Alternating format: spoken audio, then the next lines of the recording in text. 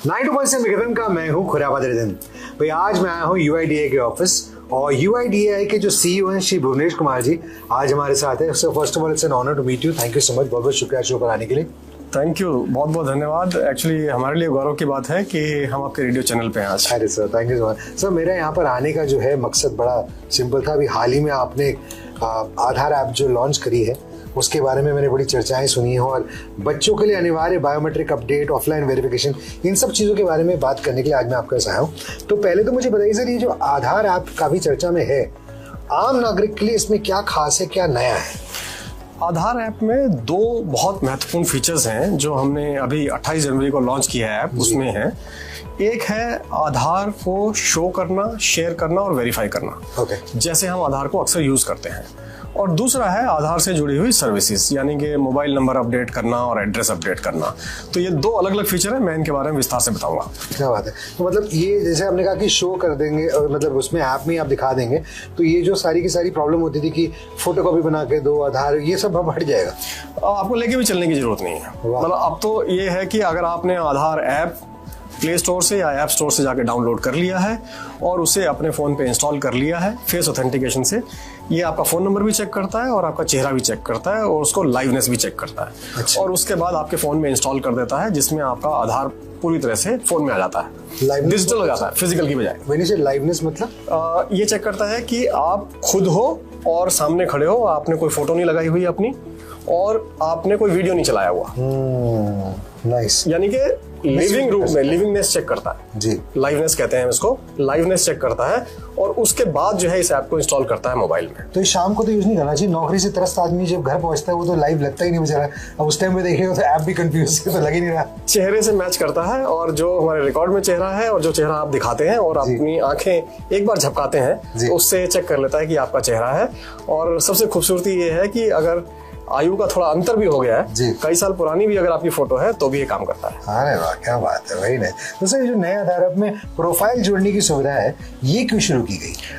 अभी क्या होता है कि जब परिवार साथ में चलते हैं तो बहुत सारे ऐसे लोग हैं जिनके पास हर एक के पास अलग अलग फोन नहीं है। खासतौर पर छोटे बच्चे होते हैं या ऐसे परिवार हैं जिनकी आर्थिक स्थिति इतनी नहीं है कि घर में अगर 5 लोग हैं तो 5 अलग अलग फोन रख पाए। तो उनके लिए फिर मुश्किल हो जाएगा डिजिटल आधार कैरी करना। फिर इसका मतलब है कि उनको फिर फिजिकल लेके चलना पड़ेगा, जबकि सुविधा इसलिए है कि जो फिजिकल आधार है उसको बंद किया जाए, उसकी जरूरत ना पड़े। उसकी जगह लोग डिजिटल अपने मोबाइल में लेके चले और जहां जरूरत पड़े दिखाने की दिखा दें, जहां शेयर करने की जरूरत पड़े शेयर कर दें और जहां वेरीफाई करने की जरूरत पड़े वेरीफाई भी कर सके। तीनों चीजें कर सकें, ये है इसका मुख्य उद्देश्य। मैं 3 उदाहरण देता हूँ आपको। पहला, जैसे आप एयरपोर्ट में एंट्री करते हो तो वहां पे आपको रोक के पूछा जाता है कि आप अपना कोई आईडी दिखाइए। ठीक है, तो आप जेब से कोई ना कोई आईडी निकालते हैं, वो दिखाते हैं, तो जो भी वहां पे चेक करने वाले अधिकारी खड़े हैं वो उसको मिलान करते हैं आपकी फोटो से, शक्ल से, नाम से। ठीक है, इसकी बजाय अगर मैं मोबाइल खोलूं और अपना ऐप खोलूं और उसमें मेरा डिजिटल फोटो भी है और आधार का पूरा डिटेल भी है तो वो देख के ही संतुष्ट हो जाएंगे कि हाँ पर्याप्त है।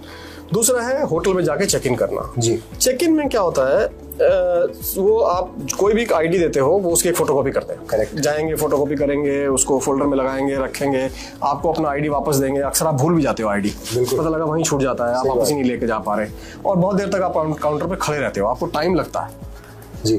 ठीक है, और डिजिटल में सबसे आसान है, आपने ऐप खोला, होटल ने आपको एक क्यूआर कोड दिया, जैसे यूपीआई का क्यूआर कोड होता है, जैसे आप पेमेंट करते हो, दुकान पे जाते हो, क्यूआर कोड स्कैन करते हो, पेमेंट कर देते हो। इसमें आपने क्यूआर कोड स्कैन किया और आपके आधार की जो जानकारी है वो होटल के डाटाबेस में सीधे चली गई, बिना किसी फोटोकॉपी के, बिना किसी दुरुपयोग के, और सिक्योरली वहां जाके सेट हो जाएगी। एक खास बात यह है इस ऐप में, आप सिलेक्टिव शेयर कर सकते हो। ऐसा नहीं कि सारी। अब जैसे आधार की फोटोकॉपी जब आपने दी तो उसमें 12 अंकों का आधार नंबर पूरा चला जाता है, जो नाम, age, gender, date of birth, address सब जाता है। बिल्कुल। जबकि अगर मान लीजिए सिर्फ इतनी जरूरत है ये चेक करना है कि ये बच्चा है कि नहीं है, तो सिर्फ बताना है कि 18 साल से ऊपर हूं और केवल उसी का वेरीफाइड क्रेडेंशियल दे सकते हैं। पूरा आधार देने की जरूरत नहीं है।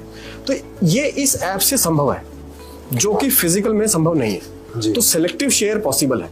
अगर किसी को अपनी उम्र 60 साल सिद्ध करनी है तो वो सिलेक्टिव शेयर कर सकता है। सिर्फ एड्रेस देना है, सिर्फ एड्रेस दे सकता है। सिर्फ मोबाइल नंबर देना है, सिर्फ मोबाइल नंबर दे सकता है। नाम और फोटो देनी है, सिर्फ नाम और फोटो दे सकता है। तो सारी चीजें देने की जरूरत नहीं। ये तो सुन के बहुत लोग खुश होंगे, क्योंकि कई लोग अपनी उम्र छुपाना चाहते हैं, वो उम्र नहीं दिखाएंगे, वो अपने एड्रेस देंगे सिर्फ। जो सामने वाला है मांगने वाला, उसकी जो जरूरत है उसके हिसाब से जो है आपको सूचना देनी है, सारी सूचनाएं नहीं देनी है। जी, वेरी नाइस, वंडरफुल। तो एक सवाल जो सबके दिमाग में आएगा, and I am just playing you know an advocate from their side, कि अगर हम ये सारी चीजें डाल देंगे इसमें, तो हमारा डेटा इसमें सुरक्षित कितना है?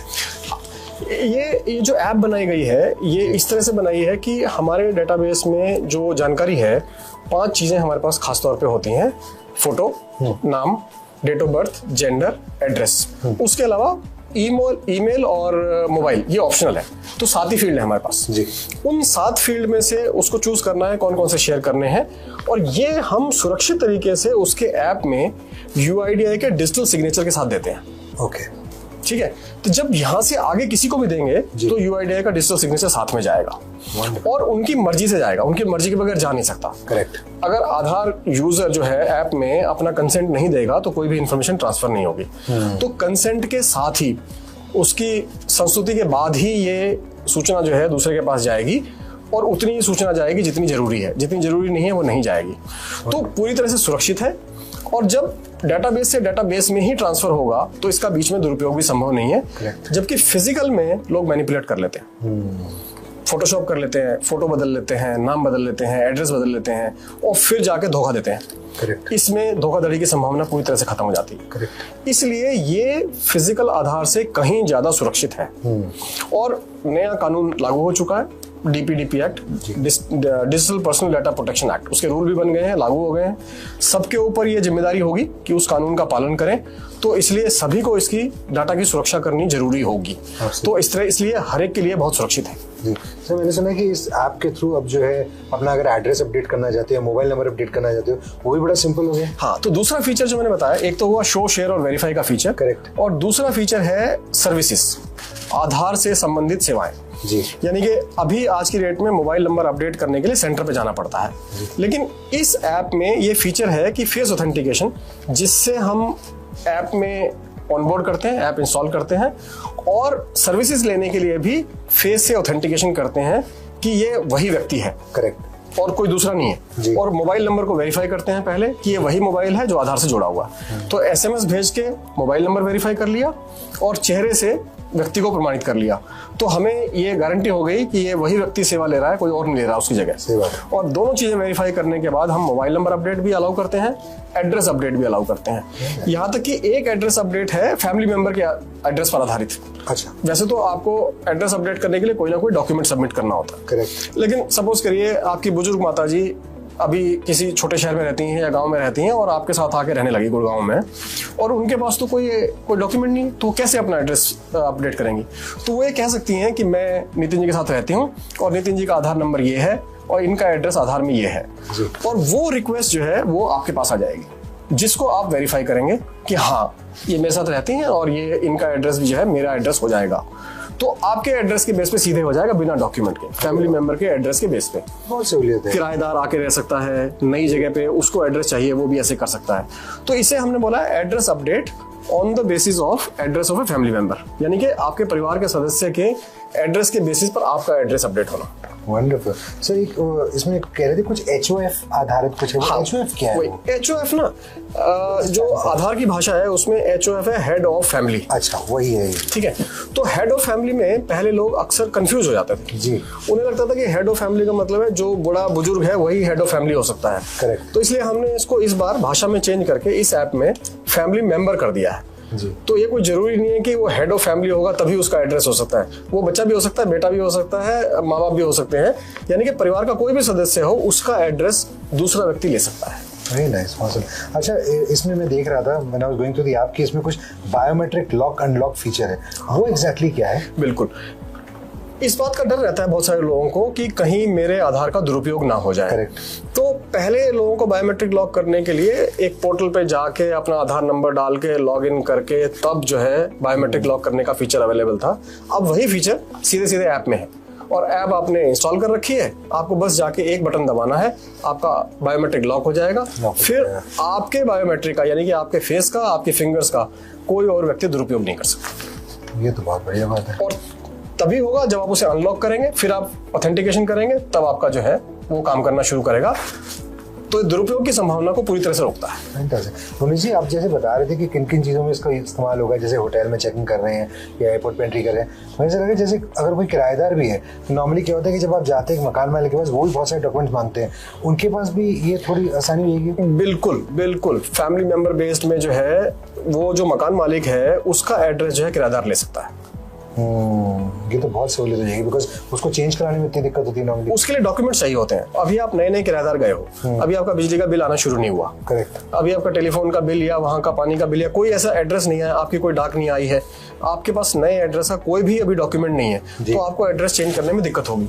जबकि एक्चुअली मान लीजिए आप नए गए हो, आपका क्रेडिट कार्ड या डेबिट कार्ड आने वाला है, बैंक की चेकबुक आने वाली है और आपका एड्रेस अपडेट नहीं हो पा रहा है, तो समस्या होगी। Correct. इसलिए बहुत आसान तरीका है कि कोई भी आदमी जो किराए पे आया रहने के लिए अपने मकान मालिक से रिक्वेस्ट कर सकता है कि मैं आपके आधार के एड्रेस के बेसिस पर अपना एड्रेस अपडेट करना चाहता हूँ। वो अपनी रिक्वेस्ट मकान मालिक को भेज सकता है एज ए फैमिली मेंबर, और वो अप्रूव कर देंगे तो एड्रेस अपडेट हो जाएगा। और ये तो एक तरीके से टेनेंट वेरिफिकेशन भी होगी, सारी डिटेल आ गई, वो दोनों के बीच का संबंध है, आपस में वेरिफिकेशन हो जाएगा दोनों। बढ़िया, बहुत बढ़िया बात। अच्छा, सरकारी योजनाएं हैं और जैसे डीबीटी है, उसमें आधार की भूमिका क्या है और नए ऐप से इसमें कोई बदलाव आया है या सेम है? हाँ, जो सरकार से जो सेवाएं मिलती हैं उनके लिए आधार का ऑथेंटिकेशन जो है वो जरूरी है जी। अभी तक ये ऑनलाइन जो हमारी अथॉरिटी है UIDAI, unique identification authority of India, उसका जो सेंट्रल डेटाबेस है जिसे हम कहते हैं CIDR, सेंट्रल आइडेंटिटीज रिपोजिटरी, उसी से वेरीफाई होता है सीधे।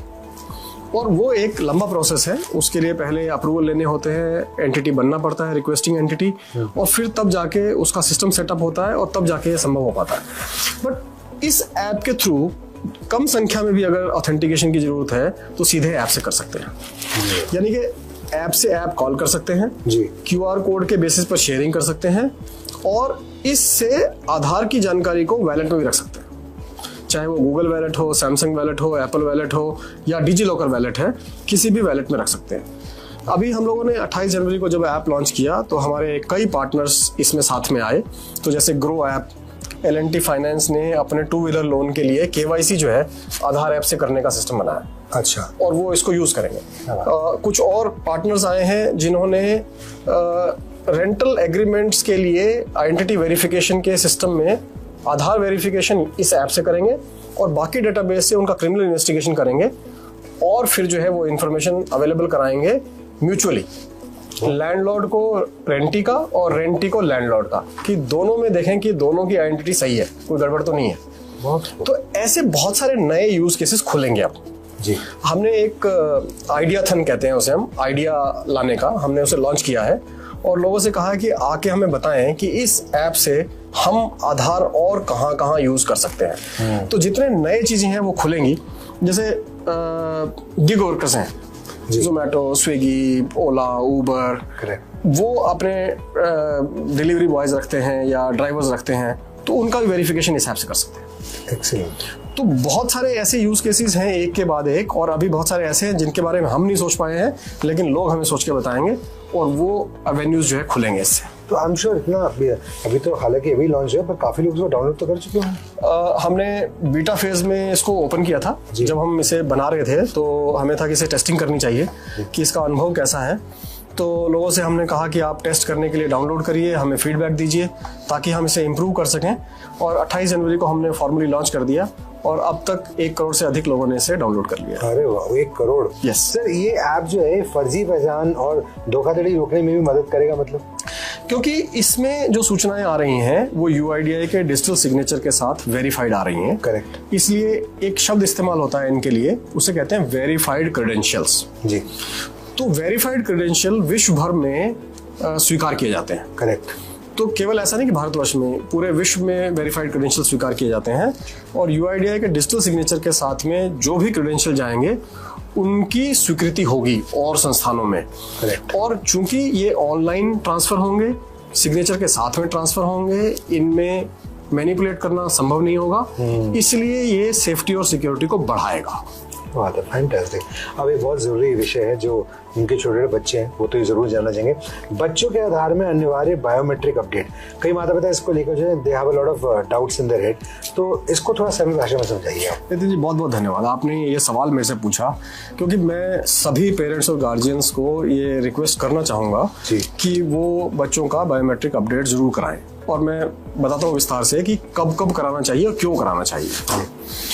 सबसे पहले वो बच्चे जिनका 5 साल से पहले आधार बना है उनके हम केवल फोटो लेते हैं, करेक्ट, फिंगरप्रिंट्स और आइरिस इमेज नहीं लेते हैं, क्योंकि छोटे बच्चों में ये उंगलियां पूरी तरह से विकसित नहीं होती, चेंज होता है, राइट। तो इसलिए हम ये कहते हैं कि अगर आपने आधार 5 साल से पहले बनवा लिया है तो फिर 5 साल से 7 साल के बीच में एक बार आके अपने फिंगरप्रिंट और आइरिस इमेज दोबारा अपडेट करा दीजिए। और इसी को हमने नाम दिया है मैंडेटरी बायोमेट्रिक अपडेट नंबर 1। अच्छा, मैंडेटरी बायोमेट्रिक अपडेट नंबर 1 यानी कि MBU1। ये यहाँ हमारी भाषा में MBU1 कहते हैं इसको। और ये फ्री होता है, 5 से 7 साल के बीच में फ्री है। अच्छा, फिर 7 से 15 साल के बीच में जो लोग नहीं आ पाते थे 5 से 7 साल के बीच में, वो 7 से 15 के बीच में आते थे जी। और जब वो 7 से 15 के बीच में आते थे तो उनको धनराशि लगती थी 125 रुपए। अच्छा, हमने 1 साल के लिए इसको फ्री कर दिया है 7 से 15 के बीच में। वंडरफुल। सितंबर 2026 तक ये फ्री है, तो आप किसी भी आधार सेंटर पे जाके इसे अपडेट करा सकते हैं अगर आपने नहीं कराया है। हमने एक अभियान चलाया है विभिन्न राज्य सरकारों के साथ में, स्कूल में भी अपडेट कर रहे हैं, वहां भी ये फ्री कर रहे हैं। तो पहला हुआ 5 से 7 के बीच में, और अगर 5 से 7 के बीच में छूट गए तो 7 से 15 के बीच में कभी भी करा लीजिए। दूसरा अपडेट होता है जब 15 साल के हो जाते हैं। 5 साल के बच्चे की उंगलियां छोटी होती हैं जी, ठीक है, और चेहरा भी छोटा होता है, करेक्ट। लेकिन 15 साल तक पहुंचते पहुंचते उसके चेहरे में भी बदलाव आता है और उंगलियां भी बड़ी हो जाती हैं जी। तो हम कहते हैं कि 15 से 17 के बीच में एक मैंडेटरी बायोमेट्रिक अपडेट दोबारा कराइए जी। तो ये हो जाता है MBU2। और ये भी फ्री है। अरे वाह। तो यानी टाइम लिमिट है? इसी कोई टाइम लिमिट नहीं है। 5 से 7 हमेशा फ्री है, 15 से 17 हमेशा फ्री है, 7 से 15 जो है ये फ्री किया गया है सितंबर 2026 तक। हमने 1 अक्टूबर को फ्री किया था और सितंबर 2026 तक फ्री है। तो हमारी अब कोशिश ये है कि 5 से 17 साल तक के जितने बच्चे हैं उनका हम ये बायोमेट्रिक अपडेट कर दें, उससे उनको कई सारी सुविधाएं मिलेंगी। आप शायद जानना चाहेंगे कि मतलब क्यों कराना चाहिए, क्योंकि और ये भी सर कि अगर नहीं कराएंगे तो वो वैलिड रहेगा आधार का, नहीं रहेगा? आधार वैलिड होता है लेकिन कई चीजों में वो फेल हो जाएगा।